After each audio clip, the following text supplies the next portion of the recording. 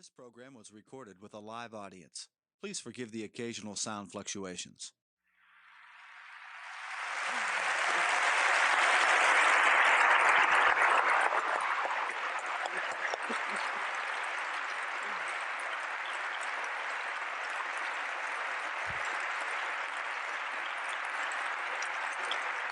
What a wonderful group of people. Oh my goodness, the energy here tonight is just, whew. I wanted to talk tonight about the power of our spoken word. The power of our spoken word. What does that mean? What does that mean? Are you aware of how very important your words are? How important your thoughts are and how important your words are. Very important. Now, words, we use them all the time, and we babble away, seldom thinking of anything. We don't even know what we're saying half the time, or how we're saying things. And we pay little attention to the selection of our words. You know, as children, we were taught grammar. We were taught to select words according to their rules of grammar. However, I always found that the rules of grammar continuously changed. And what was improper at one time is proper at another time, or vice versa. And sometimes what is slang at one time becomes common usage later on. But what grammar does not take into consideration is the meaning of the word and how it affects our lives. How do the words affect our lives? See, I was never taught at school that my choice of words would have anything to do with what I would experience in life. See, nobody taught me that my thoughts were creative, that my thoughts could literally shape my life. Nobody taught me that what I gave out would return to me. Whatever I was giving to other people. See, the golden rule, remember, was never meant to cause guilt. It was to show us a very basic law of life. What you give out comes back to you. Nobody ever taught me that I was worth loving. Nobody ever taught me that I deserved good. And nobody taught me that life was here to support me. Now, as a child, I remember we would often call each other cruel and hurtful names and try to belittle each other. But why wouldn't we? Look at where we learned them. Look where we learned such behavior. Many of us were told repeatedly by our parents that we were stupid and dumb and ugly, a nuisance, not good enough. Sometimes we were told they wished that we had never been born, etc. And we cringed when we heard these words, but we didn't realize how deep-seated that pain would become. Nor did we realize that we were good children, and being good children, we too would pick up the same habit of calling ourselves the same things and treating ourselves in the same way. Too often we have accepted early messages of don't exist, or conditional don't exist. Sometimes like, eat your spinach, clean your room, or make your bed, and then we'll love you. And you get the idea that you're acceptable if you do certain things. But that acceptance is always according to something else, and it has nothing to do with deep inner self-worth. You get the idea that you can exist only if you do these things, and you don't have permission to exist otherwise. These early messages contribute to what I call self-talk, the way we talk to ourselves. And the way we talk to ourselves is really important because it becomes the basis of our spoken word. It sets up the mental atmosphere that we operate in and that attracts to us experiences. If we belittle ourselves, life is going to mean very little to us. And if we love and appreciate ourselves, then life can be a wonderful, wonderful present.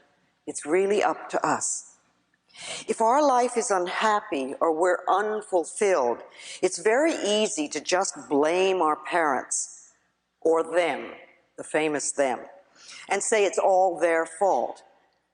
But if we do that, we stay stuck in our problems. These words will not bring us freedom. If we do that, how are we going to find our power?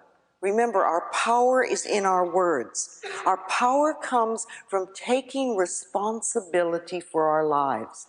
I know it sounds scary to be responsible for our lives, but you know we really are, whether we accept that or not, because the thoughts we think and the words we speak are constantly creating our future.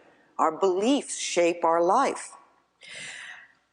So we need to take responsibility for our lives in the here and now.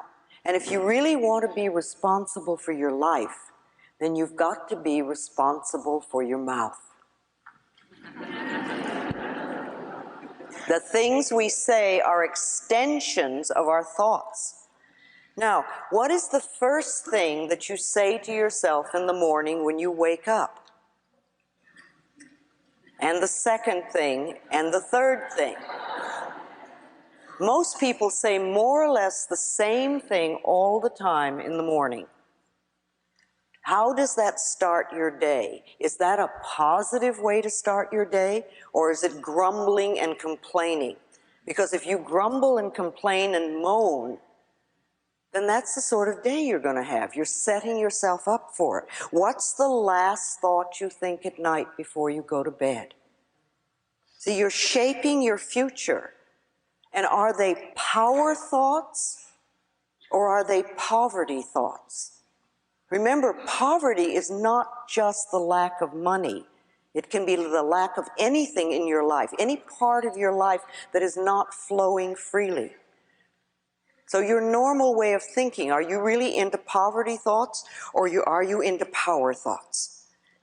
I remember when I first heard that I could change my life if I was willing to change my thinking. And that was quite a revolutionary idea. This was in New York City when I first discovered the Church of Religious Science, Science of Mind. They were the very first people that told me that. And even though I didn't understand what they meant, it sort of rang a bell. It touched what I call the inner ding within me. You know, that place of intuition?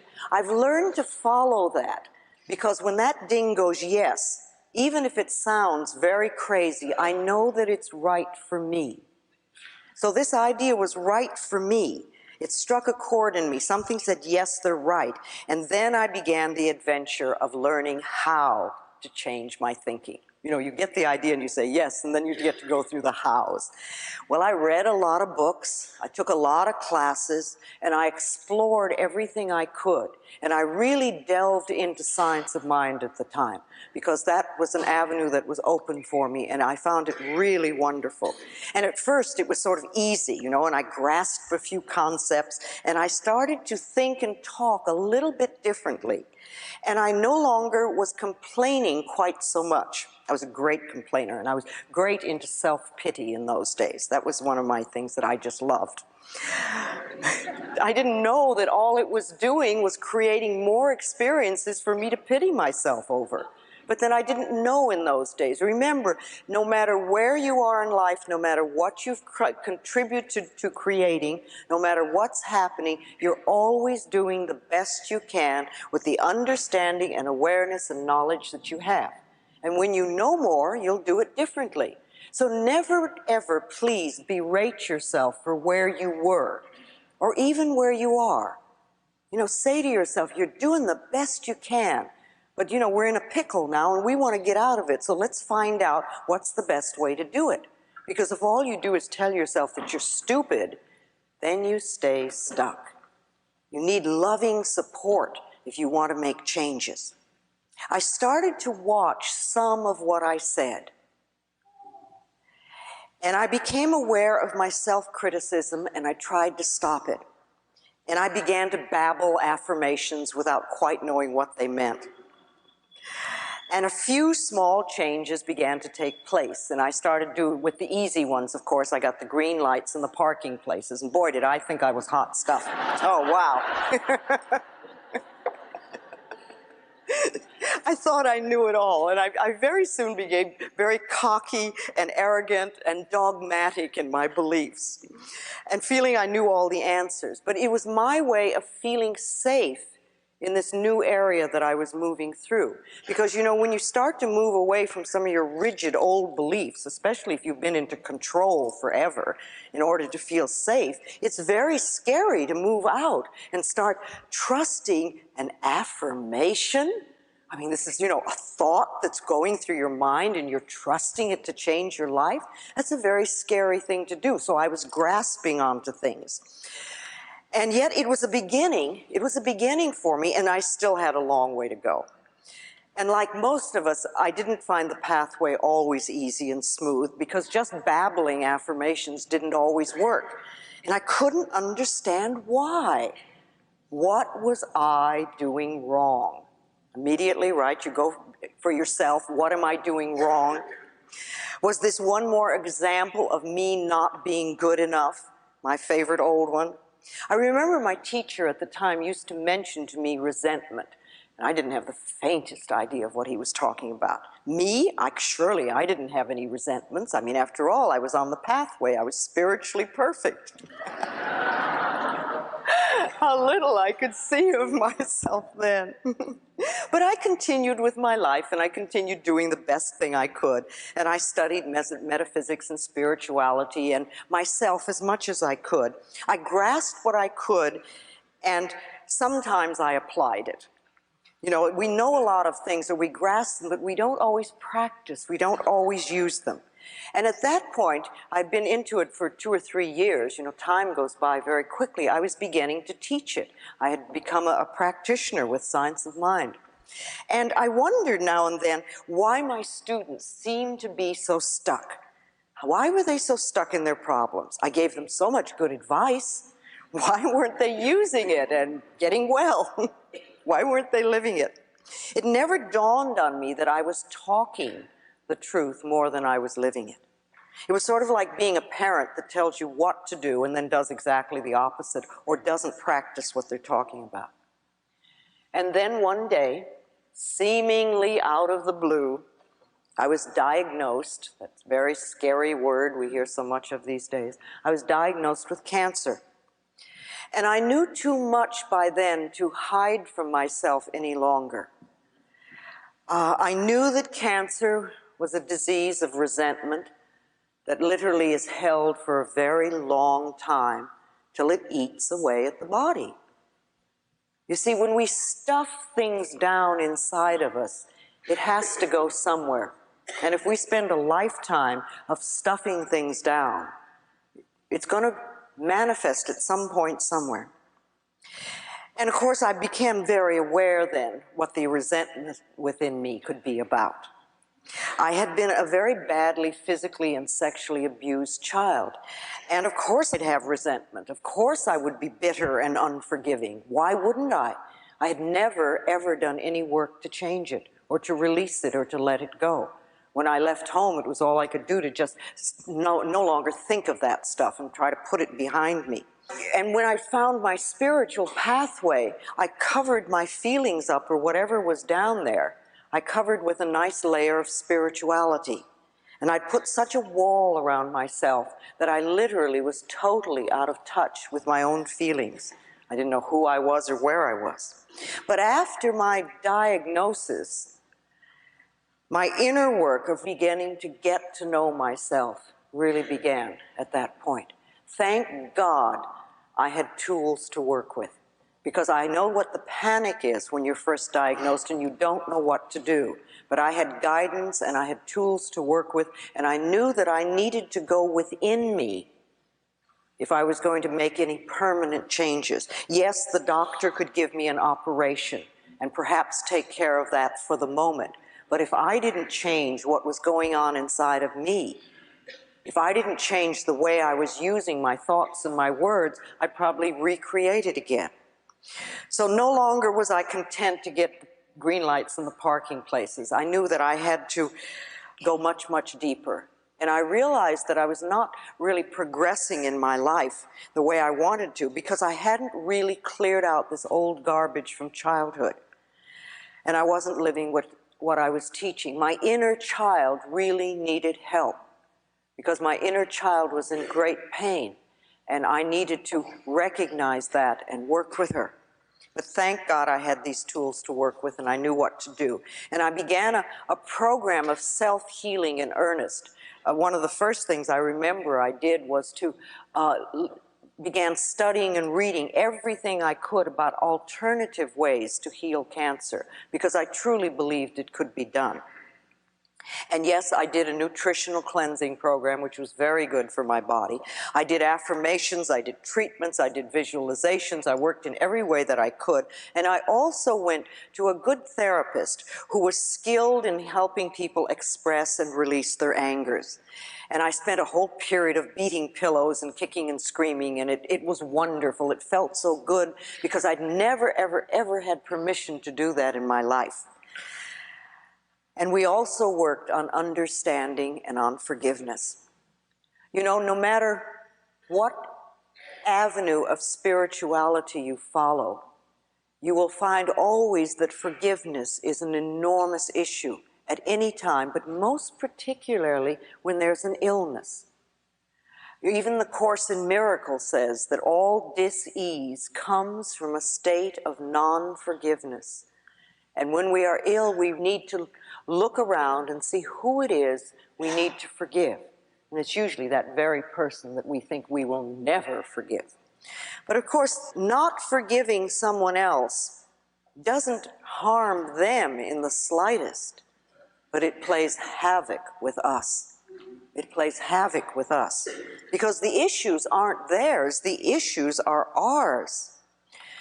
So one of the things I did was I explored my parents' childhood as much as I could. And I began to understand where they were coming from. And I realized that where they were coming from and how they'd been brought up, they couldn't really have done anything differently than what they did. They were brought up in abuse, and they continued to abuse. And nobody taught them another way to go. It was their way of life. But my growing understanding enabled me to start the forgiveness process. You know, if you're walking down the street and somebody bumps into you and you whip around, you're very angry, how dare they do that? And then you see that the person is blind. The understanding that you have instantly dissolves that anger. And I think that when we can really begin to understand the childhood of the people who have done us wrong, it enables us to go almost beyond forgiveness and into understanding, so that we can open the doors to our own heart. You see, people who have problems loving themselves are always people who are not willing to forgive, because non-forgiveness shuts that door. And when you forgive and when you let go, not only does a huge weight drop off your shoulders, but the doorway to your own self-love opens up. You know, people will say, oh, such a load has dropped off. Well, of course, because you've been carrying this burden forever. Now, I'm not saying that we're condoning poor behavior, because we're not. We don't want to be in bondage ourselves to something that perhaps happened a long, long time ago. As my forgiveness of them grew, so did my willingness to forgive myself.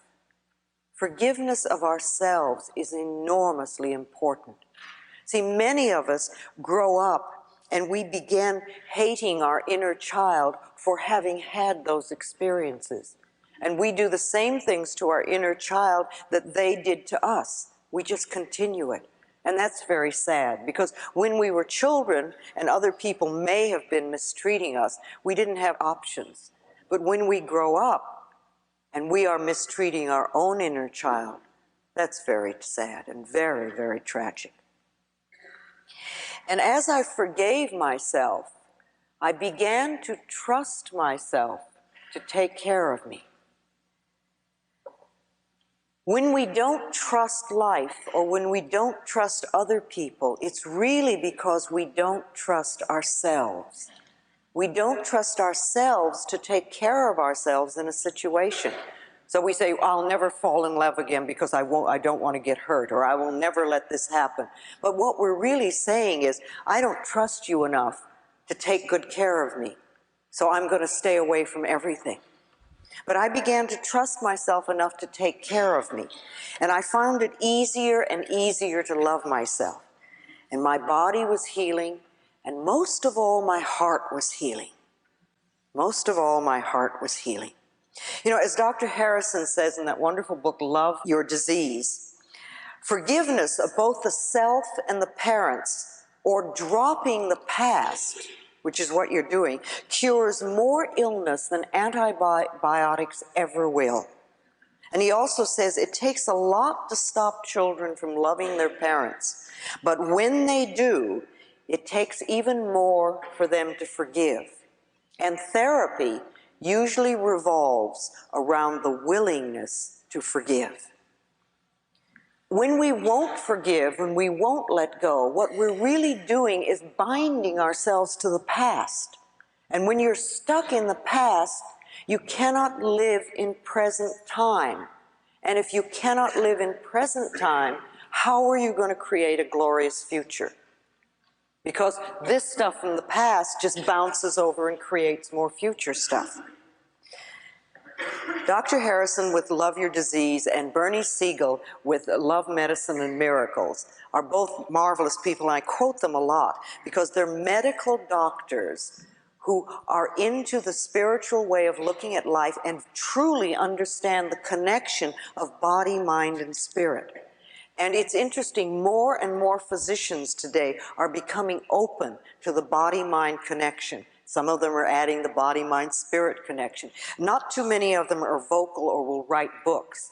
But when they do, it's great, because often people will not listen to a crazy lady like me. They think I'm just off the wall, which is all right. But then I will recommend either Dr. Harrison or Bernie Siegel, because sometimes they'll listen to a medical doctor. I think it's wonderful the way things are opening up so much right now. This consciousness-raising movement is going all over the planet, in every area of life, every area.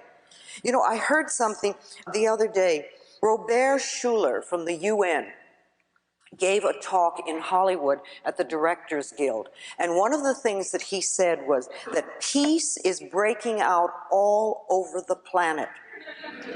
You know, we hear of wars all the time.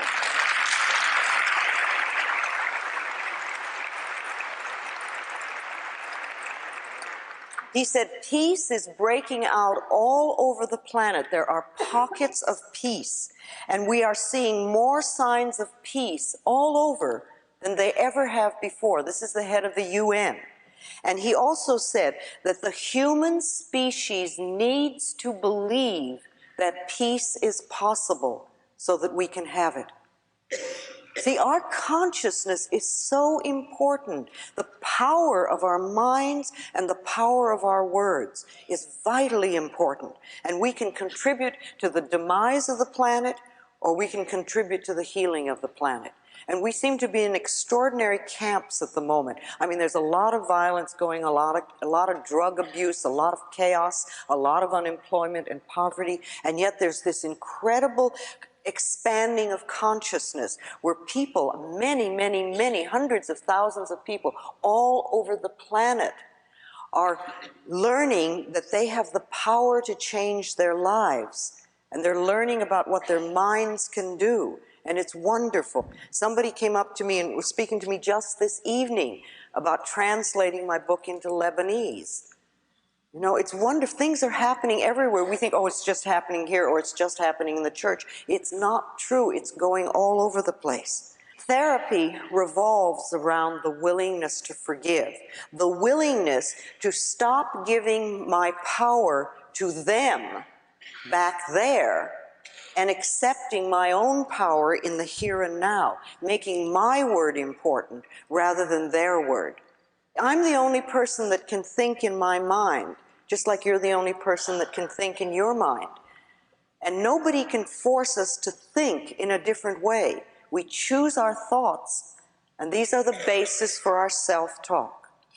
But anyway, I gradually lived more of what I was teaching, and I really watched my words and my thoughts. And I constantly forgave myself for not being perfect. I allowed myself to be rather than struggling to be super person so I could be acceptable for one day.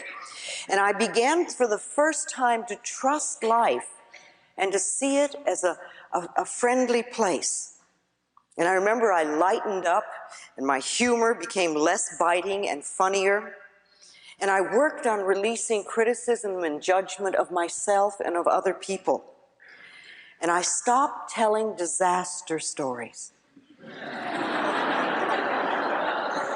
I guess no one else here has ever done that. You know, we're so quick to spread the bad news. It's just amazing. And I stopped reading the newspaper, and I stopped listening to the news, and I gave up the 11 o'clock news at night. I said, I will not take that into my dream state with me. And then I did a biggie. I decided to stop gossiping.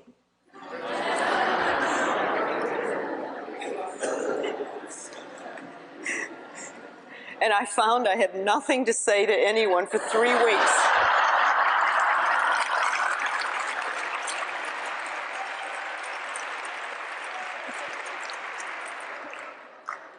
Until I learned there were other ways of talking. It wasn't an easy habit to break. But if I would be gossiping about other people, then people would be gossiping about me, wouldn't they? Remember, what we give out, we get back. Now, I also discovered mirror work, and I did daily sessions in front of the mirror. And the most difficult, of course, was to say to myself, I love you, I really love you. It took a lot of tears and a lot of breathing to get through that one. But when I did, it was like a jump had taken place. But most of all, I was really consistent with what I did.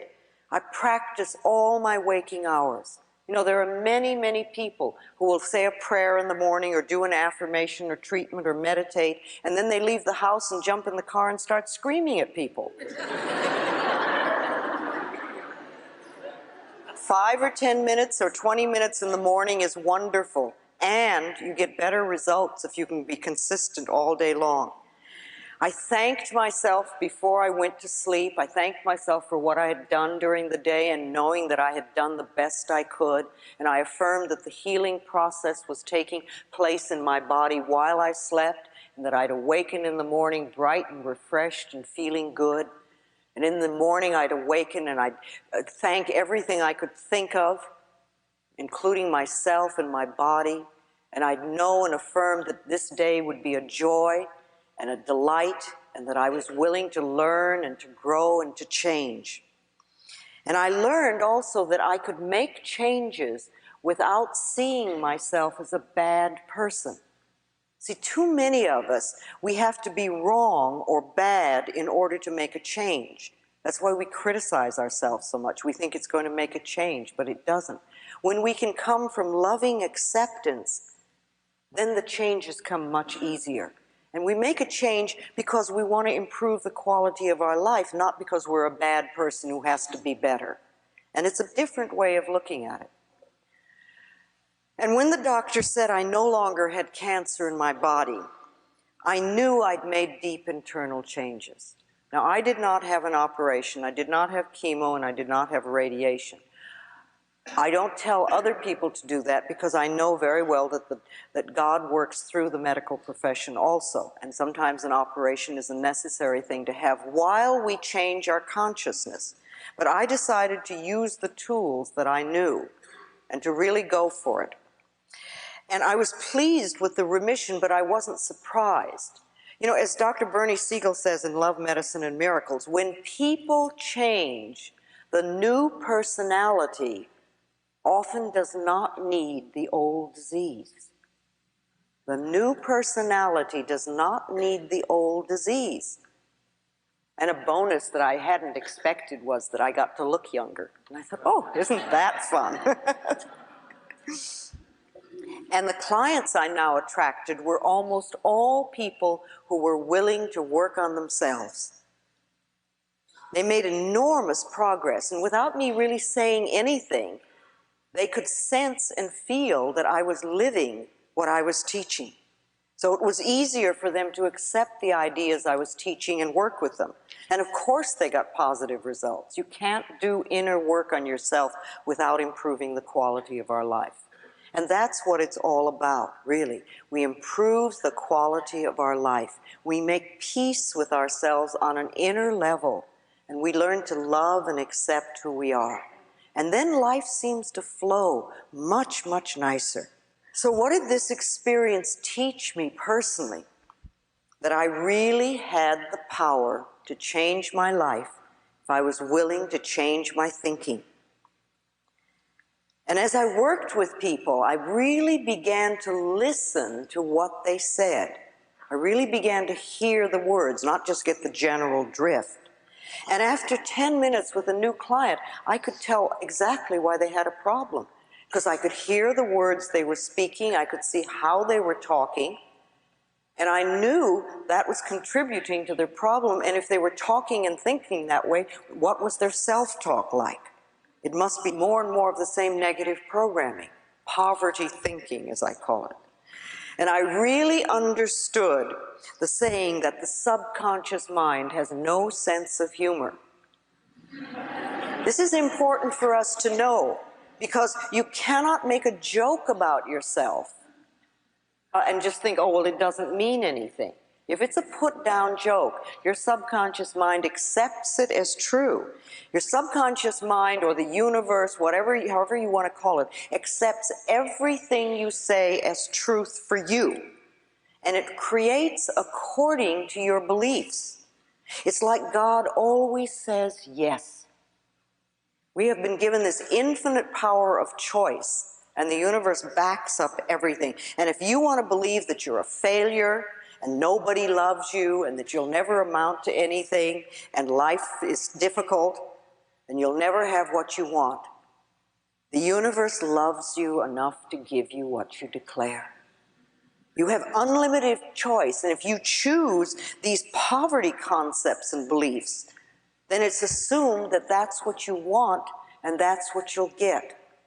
And will continue to get until you're willing to change your thoughts and make other choices. We're never stuck because we can always think another thought. Billions and billions of thoughts to choose from. I remember when I used to work with clients privately, I would hear them arguing so much for their limitations. They would always want me to know that they were stuck because of this or this or this or whatever. But you know, if we believe that we're stuck, if we accept that we're stuck, then we are stuck. We get to be stuck because our belief is being fulfilled. You could notice with other people what they say and how they say it. And see if you can begin to connect what they say with what they're experiencing in their life. You know, many, many people live their lives in shoulds. Should is a word that my ear is very attuned to. It bounces, it's almost like a bell goes off every time I hear it. And often I will hear people that will use 12 shoulds in a paragraph. And then they wonder why their life is so rigid, why they can't move, why they don't live in a life of freedom. But they're into a lot of control, and they're either making themselves wrong or someone else. And you know, the way we say things and how we say them can be as simple as getting up in the morning and looking outside and seeing the rain and saying, it's a lousy day or it's a wet day.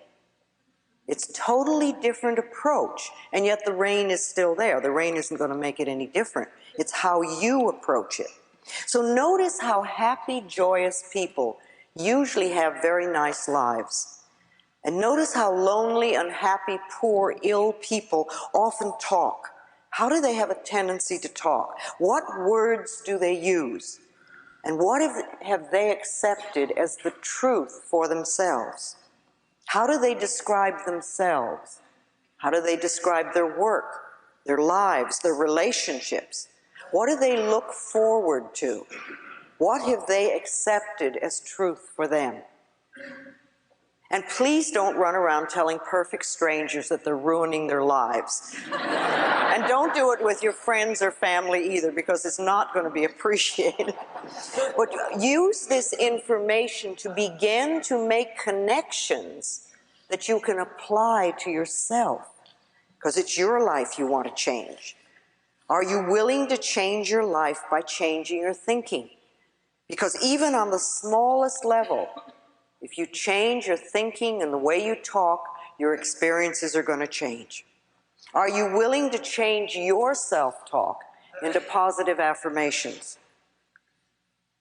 Now remember, an affirmation is really anything we say or think. A lot of what we normally say and think is quite negative, and it doesn't create good experiences for ourselves. We have to retrain our thinking and speaking into positive patterns if we're going to get good results. When we talk about doing affirmations, we really mean to make a positive statement about something we want to eliminate from our life or something we want to create in our lives. And too often we say things like, I don't want this in my life anymore. But that doesn't give us a clear picture. We don't state clearly what we do want. You know, to say, I don't want to be sick anymore doesn't give your subconscious mind a clear picture of the health you'd really like. You've got to realize that your spoken word is very, very powerful. If you say, I hate this job, it doesn't give you a wonderful new job. Even if you get a new job, you'll probably hate it soon, because that's what you're saying about it. So you need to clearly declare your desires in a very positive way. Think for a moment, what is it you really want right now? What is it you want today in your life?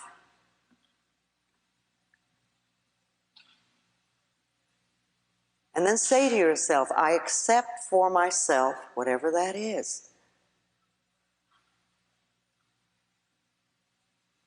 Now, do you really believe you really deserve to have it? Or what thoughts inside of you would you have to change in order to deserve it? If you really believe on some level that you're not good enough, or that life never works for you, or everybody else gets but not you, then you're not going to be able to get what you want. See, what would be the first thought that you would need to think to begin to create this new thing? What would be the building block, the foundation that you would stand on? What would be the sort of thing you would need to know for yourself, to believe, to accept? Well, a good one would be, I love myself, I am worthy, I deserve, I am allowed to be fulfilled.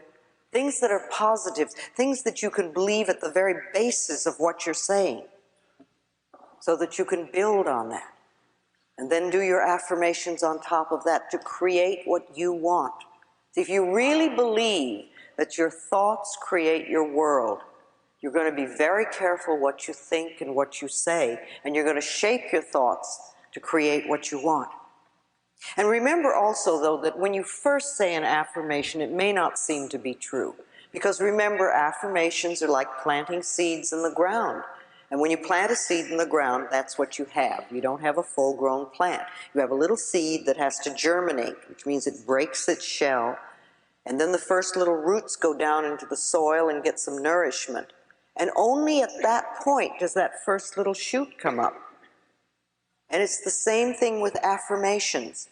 It takes some time, to go from a seed to a full-grown plant. And it takes some time from that first declaration to the final demonstration. We need to be patient with the growing season. I like to think sometimes of doing treatment work or affirmations. It's like going to the cosmic kitchen. If you go to a restaurant and the waiter or waitress comes and takes your order, and they go into the kitchen, and you don't run in with them to see how it's going to be prepared and when it's going to be prepared and how fast it's going to be out. You sit and you do what you do. You either have a drink or a cup of coffee, or you drink your water or your tea, or you talk to your friend, or you eat your rolls and butter, and you assume that that's going to come out. Well, I think it's the same thing once we begin to do affirmations or treatment work. We've put it into what I like to think of as the cosmic kitchen, and the great chef is working on it. So you go on with your life, and you know that it's being taken care of. And if the issue comes up in your mind, you can say, that's being taken care of. It's on order. It's happening. Now, you know, if you're in a restaurant and they bring the wrong order out, or it's not what you ordered, and you have self-esteem, you'll send it back. If not, you'll eat it.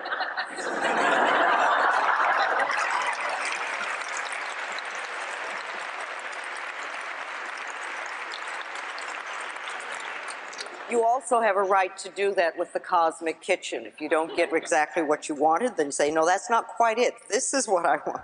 But perhaps you weren't clear in your ordering. What if you've been on the pathway and doing the work for some time? Does that mean you have nothing else to learn? Are you really going to sit on your laurels and just rest? Or do you realize that this inner work is a lifetime occupation, and that once you start it, you really never stop? Or you can hit plateaus and you can take vacations, but basically it's a lifetime work. So you want to look at your life, really. Check it out. What works and what doesn't work? You know, are all departments in your life the way you want them? Are you healthy? Are you happy? Are you prosperous? Are you creatively fulfilled? Do you feel safe? Do you feel secure? What areas do you need to work on? Is there more work to do? How do you need to change your thinking in certain areas? See, are you really aware of what you're currently saying and how you're saying it? A lot of us aren't too aware of that. And I find an exercise that works very well is to put a tape recorder by your telephone. And every time you make a call or every time you get a call, you push that record button. And after the tape is full on both sides, then you sit down and listen to it. And you will get a great idea. It will be very clear to you of what you say and how you're saying it. You know, it's said that we only use 10% of our brain. Well, I think we really use even less of our spiritual powers. The potential within us is enormous, and we scarcely tap it. I think we really are all healers. I think this is something that we have within us, but we have to know it. We have to know it. So how are you using your spiritual powers? Are you using them for your benefit? Are you choosing your thoughts and your words with care and precision? Do you meditate?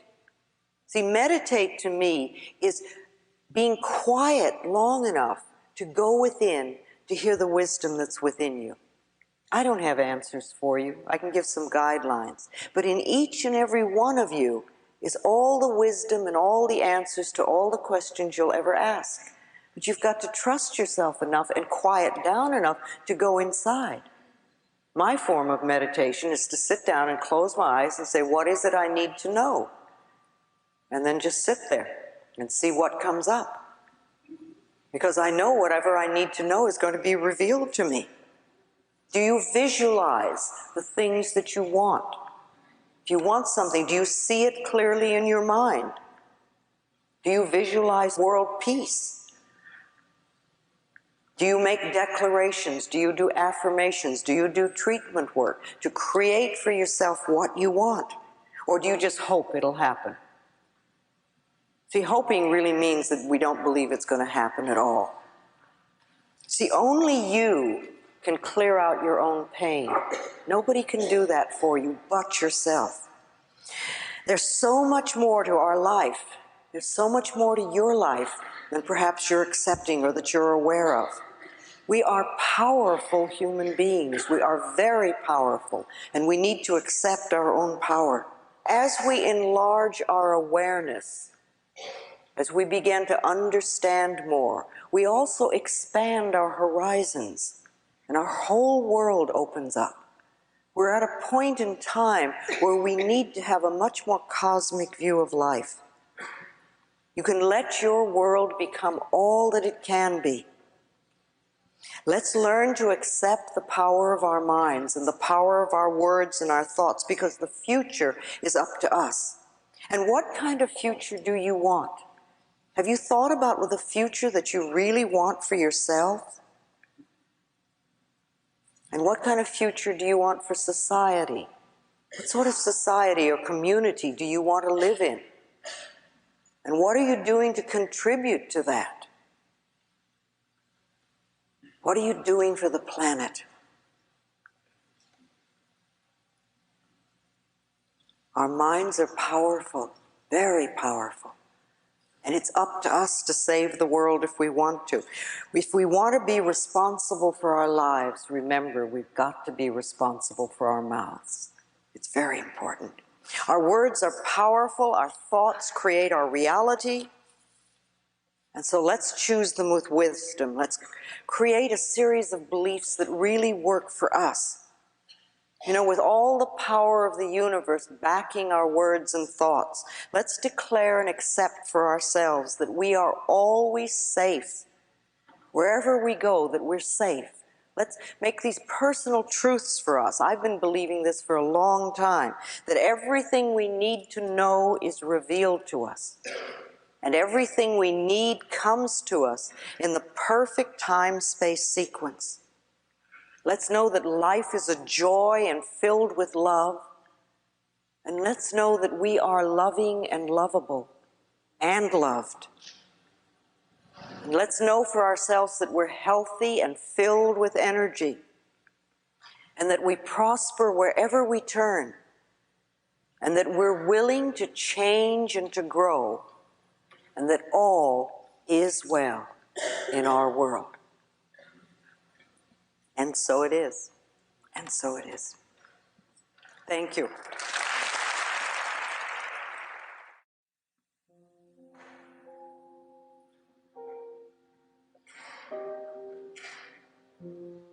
If you'd like, take the hand on either side of you. And just close your eyes. And let yourself go within. And absorb what you have taken in tonight. We've talked of many things. And we've each learned something that will improve the quality of our life.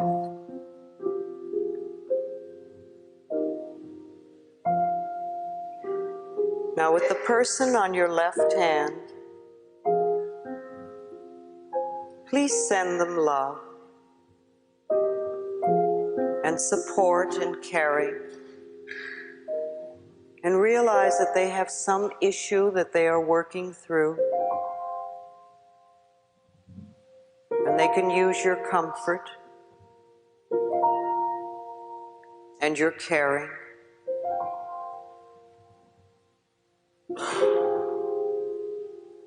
And the person on your right, they also have their own issues they're working through. And they might be quite terrifying. So send to them thoughts of comfort and support and love.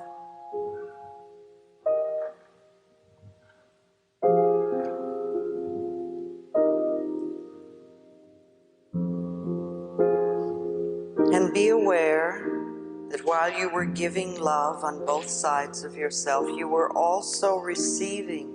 And there were people who cared about you and were supporting you in your pathway of growth. This evening is a stepping stone on our pathway. An opportunity to know a little more about ourselves, to love ourselves more, and to be part of an incredible circle of love. Feel the love moving through this room, not only hand to hand, but from heart to heart. Take it in and give it out, and let this circle flow. This circle of love is not confined to this room. Let's move it out throughout the whole city, and then through the state, throughout this entire country, and let it move around the planet. And in the very midst of this circle of love, let's place our beautiful blue-green planet that is so fragile and so in need of healing. And let us also take into our hearts everyone who is dealing with a life-threatening illness, including cancer and AIDS. And let us envision a time when we no longer need illness on our planet, and that healings take place everywhere. And everyone on this planet is well-fed and clothed and housed, lives in safety and security, with joy in their hearts and vibrantly healthy bodies. Let our circle of love contribute to the healing of this planet. We are worth loving. We deserve all good. And we accept peace and plenty for all